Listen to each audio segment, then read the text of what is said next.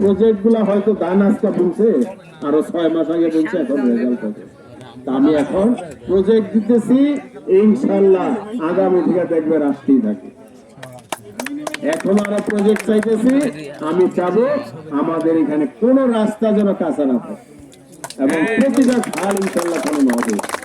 আপনাদের সমস্যা অবশ্যই সমাধান হবে, শুধু দোয়া করবেন যেসব কাজগুলো হাতে নিছি ইনশাআল্লাহ বাস্তবায়ন হয়।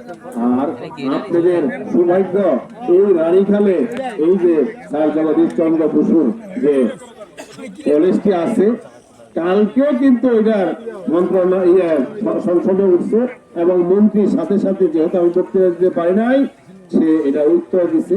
অবশ্যই এটা গুরুত্ব সহকারে দেখা হবে, যেহেতু এটা একটা ইনশাআল্লাহ আপনারা চিন্তা করেন এই স্যার জগদীশ চন্দ্র বসুর কলেজটা